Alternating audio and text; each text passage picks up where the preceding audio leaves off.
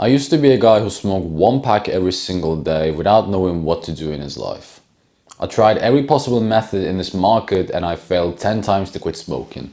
Until a certain moment came where I turned to psychopath and literally tried for 11 times, which no people does at all. But hey, it made me find a way out and I helped 2 people so far, including me, it made 3. So in this video, I'm gonna explain why I failed so freaking much, like 11 times in past.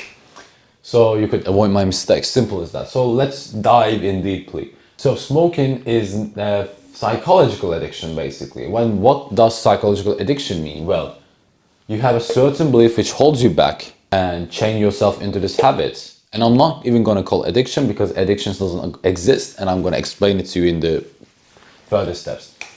And this is how beliefs form. Emotion, not logic like you expect. I kind of trapped you there by writing the first, but no, not logic. We only use very few amounts of portion. Basically, it's 1% to make it much more easier to. Maybe it's 5, who knows, but it's extremely small. It's extremely insignificant. So just remember the times where you start smoking. Either you wanted to cool, which you wanted to seek pleasure, or either you were running away from an incident. Let's say your dad died and you light a cigarette to suppress your feelings. Basically, we used as an escape. And here's my favorite quote coming from Freud. Basically, as human beings, we are hardwired to seek pleasure and avoid pain. You could literally do anything with this sentence, anything with this knowledge. You could build a tank with this knowledge by understanding your psychology, or you could quit smoking by understanding your psychology. It's that simple. So you understand now we have beliefs we holding us back. I'm just gonna make a weight like to feel less like a prisoner. You have certain emotions felt, build some excuses, basically beliefs we're gonna talk about, and right now these beliefs become you.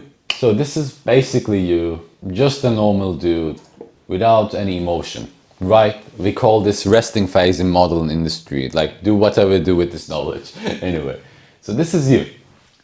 And you're like a bit of a question because I give this modeling thing, right? You already felt an emotion and said it a belief. Oh, this guy knows what he's talking about, but he sometimes say irrelevant things. I just said this to example's sake.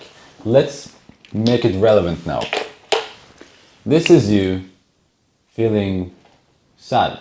Something happened in your life. Maybe your girlfriend died, for story-wise. Your girlfriend died and your heart is broken. It fell into pieces, you don't know what to do, you think you're never gonna love someone like that anymore. And so you grab the cigarette, you lit one up, and voila, you're addicted.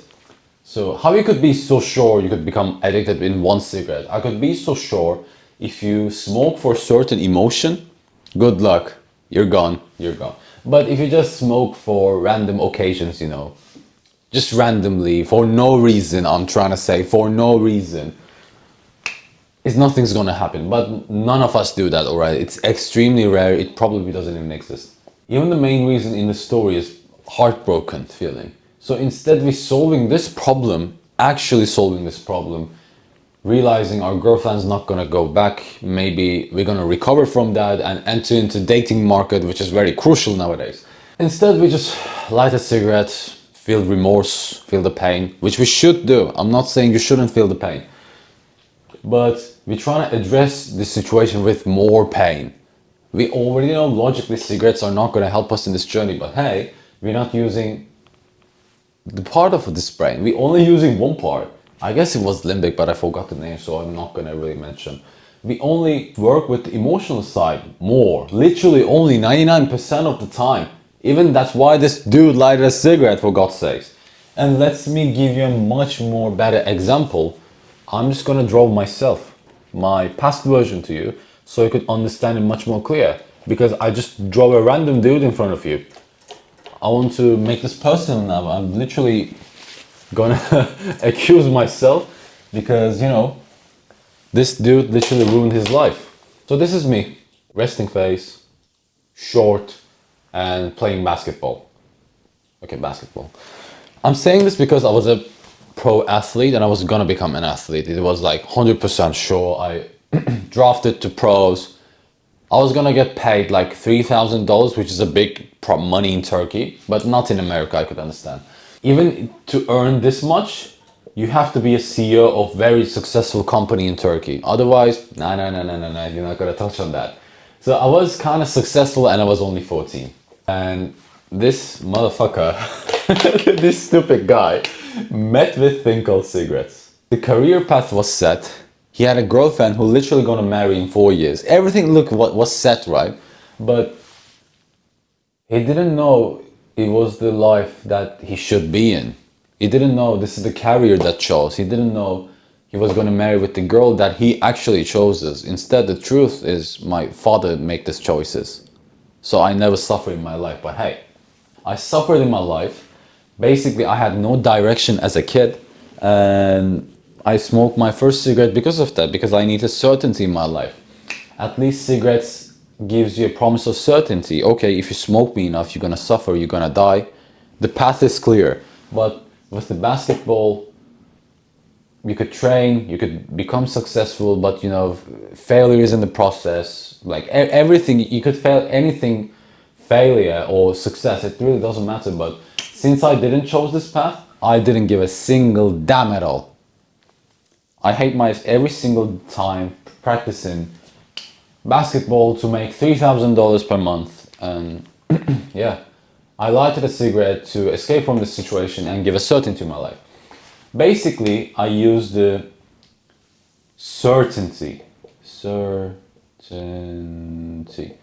which is a extremely rare emotion to felt when you become an addict to cigarettes, because most people just feel sadness, agitation, loneliness, something like that. And even that's why you hear sometimes people say cigarette is my best friend, because they literally no one having in their lives, which no one loves them. Like, it's sad to say, but I could understand that. So this was my case, and it was really painful to explain. So why I explained so many things to you, I'm going to continue from this identity part, and this is going to be the most crucial part of this video. But first I have to erase it, then we will continue. Now we're gonna dive deep into identity part. Basically, I failed so many times to quit. Basically, like I tried 10 times and I failed in each, which is too much. Because I accidentally become bipolar, I don't know, basically have two identities in me. One side of me was a non-smoker who wants to build things, who wants to do good stuff like meditation, graduate journaling, have a wonderful girlfriend, become wealthy, all of those positives. And the other side of me is smoker, who wants to ruin his life, who just wants to light a cigarette and don't know what he's doing in his life. Before I light the first cigarette with the emotion, this dude literally doesn't exist. This dude, I literally give this guy a birth and give him every knowledge, every power in my hands from this guy to this. Then I eventually become this guy, and he doesn't know how he become this version of him. So basically, I'm telling you, I was this basketball player, needed certainty in my life. I was in my father's direction to earn this much money because it's a astronomical money in fucking Turkey. But I wasn't happy. I wasn't happy about anything, and I needed certainty in my life to light a cigarette to quickly wrap things up. Then I set the belief about myself. Basically, I gave every power in my hands onto the second guy you saw, which is smoker. And I just literally said to myself, look, there's a new belief about you. You're a loser. You don't have any direction in your life. You don't know what you're doing. And the only thing you give certainty, which is a sense of direction, is smoking. What a surprise, right? Then I become chained into this habit. Then I accidentally raise so many excuses of walls, and I'm gonna make an analogy to make it easier. So this is you, basically before smoking, you light your first cigarette and you find yourself burning your freaking skin alive to become a smoker. Because to do a certain habit for consistently, for a long time, you have to become this guy. You have to become a smoker to smoke. You have to become a wealthy person to be wealthy. 1 + 2 is 2, right? Simple. But beyond becoming wealthy or anything good in our lives, we kind of build walls. So we make ourselves sure we never escape this trap. And since I need a certainty in my life, I just set the wall of uncertainty, as say, look, if you stop smoking, we don't know what we're gonna do in our lives. We're basically alone in this world. Even your father only just controls you day by day, which is I'm being very vulnerable and doesn't help you that much. So we're lost. And basically I just solidify this wall of uncertainty by smoking. And each time I light a cigarette with this specific thought in my mind, whether it's conscious or unconscious, I solidified the wall. I solidified the wall. Then it literally became impossible to pass. That's why I felt intense cravings when I tried to quit and failed 10 times in my journey. Basically, we designed to crave things which is good for us, right? Like, sounds like a maniac. Why cigarettes are good? Like, no, relax. At least not yet, maybe in the future. But cigarettes are poisonous, harmful. All of us know that. It's universal fact. But for some reason, this is the reason, we keep smoking. We keep smoking because we have this wall and belief that it is good for us. Why? Because we smoke in the certain belief which we think it's good for us. Let me make it much more clear. Basically, needing a certainty in your life or fixing your heartbreak, bad emotion feeling, it's a good need. So in this situation, you suddenly eat an eraser, you suddenly just bite it. Your brain's gonna say, of course it's gonna taste bad, but you like cigarettes. Your brain gonna say, oh, when I'm feeling bad or need certain emotion in my life, I'm gonna bit erasers and it's gonna make me feel good. That's why there's so many weird habits like eating soil, eating some parts of buildings, sometimes concrete, sometimes other parts. And like this, literally the main psychology behind it. Your belief is it's good, it's useful for you. So what's the point of stopping smoking really? If it's useful for you, then you build the wall of excuses without you realizing on your unconscious mind. And until you solve this unconscious conscious, you're not gonna quit. Basically, it's gonna rule your every freaking day of your life, and you're gonna call it fate, or you're just gonna blame Philip Morris, British American Tobacco, like those tobacco companies. And then this excuses cause cravings, since you think it's so freaking good for you, and this is gonna solidify your belief, then your excuses, then it kind of establishes a flywheel to unstoppable. So how are we gonna stop this? Well, that's why I'm here, right? Let me explain fast. To just wrap things up, now we have a flywheel, and how are we gonna completely cancel this, completely say fuck you into his face by a 5-year-old habit. Basically an habit which 5-year-olds do. Observe. Just be like a scientist or kid, like I said to you, and observe this. Like literally just remember the times you'll grab this board marker and ask to your dad, like, Daddy, what's this? And he's gonna say it in the most boring tone, board marker or something like that. It's freaking obvious to him, but for you it's not. So your literally brain gonna adapt. Oh, this is board marker. I wonder what board marker is. Then you're gonna just open it, try it, like we did in the cigarettes. We got curious about cigarettes. I wonder if it's gonna solve my solution. Then we put it in our mouth and just like light it up, Then we accidentally start this cycle. You could find this cycle and find the solution in any good or bad habit, because our brain doesn't know what is good or bad for us. Basically, in this scenario, cigarettes are good because we're smoking to handle a certain emotion, suppress or process a certain emotion. And how are we going to quit? Ta-da! You got your answer.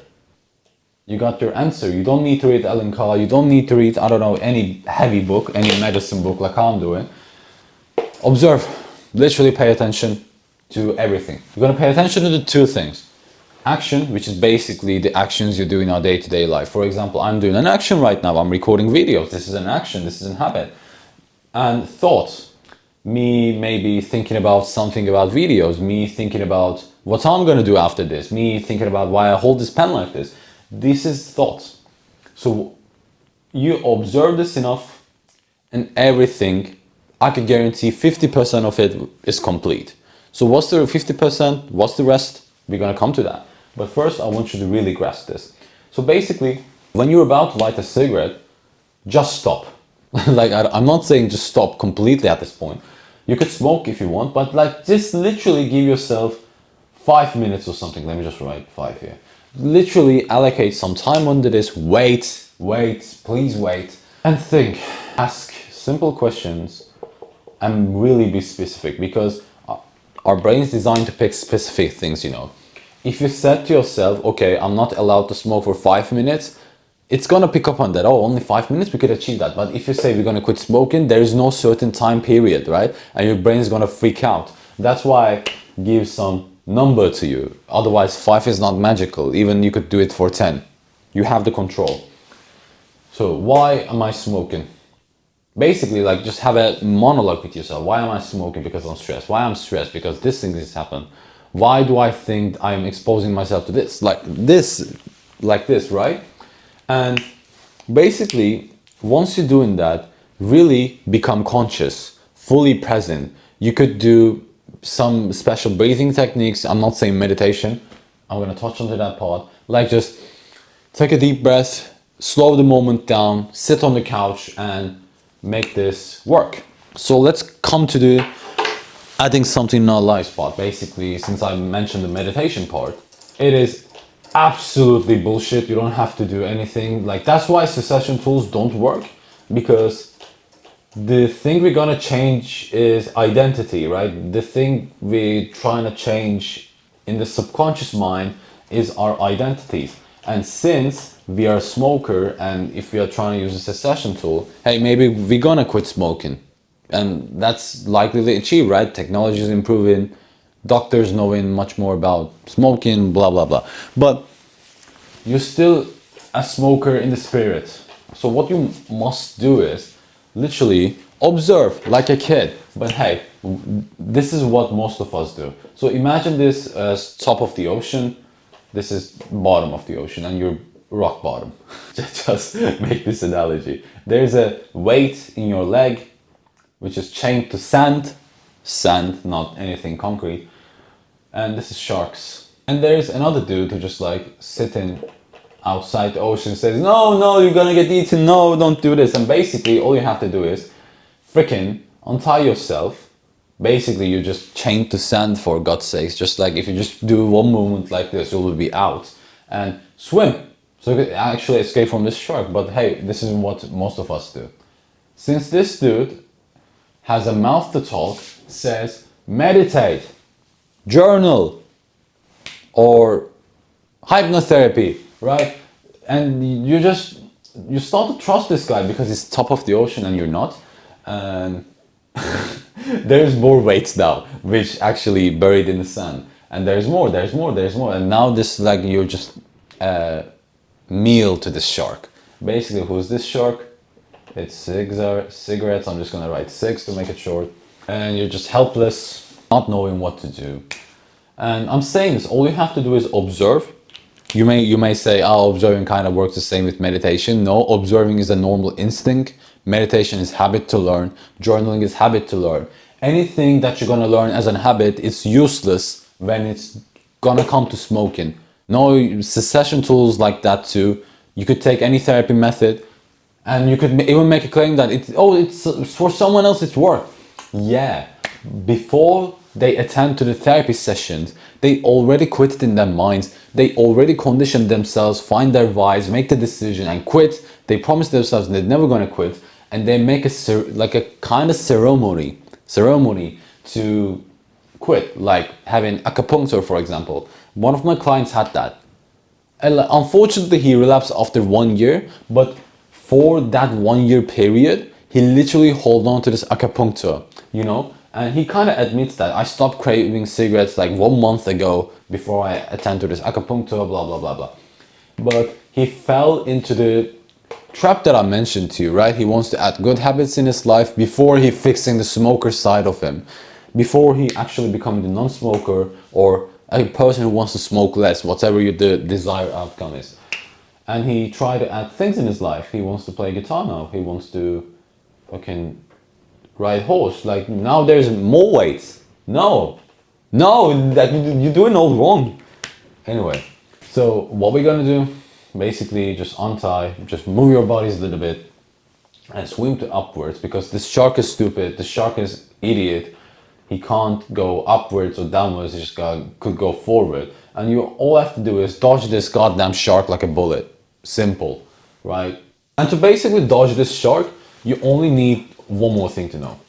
Basically, how this quitting process really works, like you recently saw me screaming to one of my past clients saying, acupuncture is not going to work, this. And I literally hold on to that. I could battle against with any doctor with that. So basically, why? Why do you want to quit smoking? Because like I told you in the previous minutes, we desire to seek pleasure and avoid pain. So literally, if we don't give any reason to do anything in our lives, this is what's gonna happen. So this is option one, this is option two, this is option three. In option one, you quit smoking. In option two, you smoke less. In option three, you smoke more. Basically, because we accidentally condition ourselves to start smoking because we need a certain emotion in our lives, right? So that it's only one arrow. There is no quit, there is no smoke more or less. Just smoke for God's sakes when you feel the certain emotion, and we made it called cravings in human nature. But to actually quit, we have to implement the process like we begin smoking cigarettes. So find your why. Okay, I started smoking because I need a certainty in my life. Okay, why do I thinking about to quit? Because I need a certainty in my life. My life is freaking going nowhere. And I'm not trying to be agitated in front of you.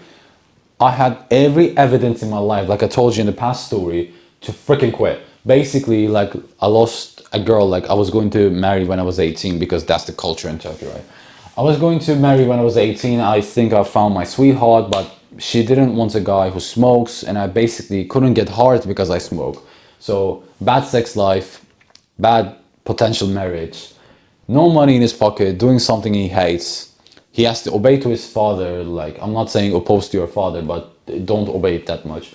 So I lighted my first cigarette with only one arrow, needing certainty in my life, and I quit it with one arrow by having the certainty and desiring to take that control back. I give myself a reason and make this painful decision. I'm not saying quitting smoking is painful. Don't get me wrong. Quitting smoking is not freaking painful. It's just another habit to drop or gain. But making this decision is painful because our brain's gonna think, oh, okay, we're doing this certain habit for 10 years or something and we're here to stop. If I don't know why I'm gonna stop, I don't want to do it because we're gonna spend more energy to drop this habit and we're decreasing our survival chance, and there's tigers out there who are gonna attack us. But no, there's no tigers anymore, as you can see. We're living safe lives. I'm sitting in this room for 3 hours recording my third video about this. And yeah, that's pretty much it. You have to give an emotional reason for your brain, a strong reason. Let's say your father is dying and your father needs a certain organ from you because you kind of share the same DNA, right? Your father needs a kidney and doctors set the condition of you have to stop smoking for 30 days. Then we take the kidney from you, transfer it, you could smoke after you want. You kind of felt so easy to drop cigarettes because, okay, your brain's gonna think rationally and say, oh, only for 30 days? Okay. And most of us just don't give ourselves time to make it easier. Really. We just like quit smoking for eternally. We think it's gonna last long, and like forget this part too. We don't give a reason. So that's why we kind of felt frustrated. The Denmark is cherry on top to make things much more easier. If you could say to yourself, let's say, I'm gonna don't smoke for 3 days, that's it. Your brain's gonna say, okay, fine. Then 3 day passes, you're gonna crave cigarettes. Then you could say, I'm not gonna smoke for 3 days again. Okay, fine, we're gonna smoke afterwards, blah, blah, blah. So you make the decision. Basically, that's what I'm yapping about, all right? You make the decision in a full-hearted way, not half-hearted way. You didn't just like make 2 or 3 crossroads to go, so you're not confusing and not causing cravings to yourself. And decision, I don't want to smoke anymore because my life's going nowhere. I lost my erection, I lost my girlfriend, I lost so much money in it. I don't know what to do in my life. I'm contemplating suicide. Like, this is literally my past. I'm not revealing any client of mine. I'm not mocking to anyone. This is me. This is literally my past. Was a fat belly, by the way. It was much more painful to stay here than make a change, you know? Than make a change. So I eventually make this change, but I'm not saying smoking, like basically dropping the smoking or gaining smoking habit is not painful. Making this decision is painful because we're not designed to make a change as human beings. We seek the pleasure, avoid the pain, that's it. So I take the decision. I said, fuck it, I'm not gonna live like this anymore. I'm feeling much more pain rather than this making decision. And I quit. Did I crave cigarettes? Yes, on the first, third day and sixth day I craved cigarettes because I didn't know what to do. I didn't know this method. I didn't know something graph like this. I didn't read any book. I didn't know any knowledge about excuses. So I achieved this decision as an ignorant person. Could you do the same? Like basically you're smarter than me. You watched this video so far. You're much more have brain capacity to understand certain topics than me. Like look at this fat motherfucker. Like literally this guy smoked because he needed certainty in his life. What a dumb bri. And I can bet you're smarter than this guy. You're much more capable with whatever you have, whatever reasons you have to smoke. You could do it easier than me and faster than me, and this is my promise to you. So yeah. Now you know everything about why you can't quit smoking. Now you know how to set day timers, how to make the actual decision to quit. So you could literally become a smoker, sorry, a non-smoker faster than me. And that's my promise to you. So if you want to quit smoking once and for all, I'm ready to hold my promise. There's a link in the description to book a call with me so we can handle the situation together. This is I too, and I know you're gonna make it. I wish you have a good day, my friend.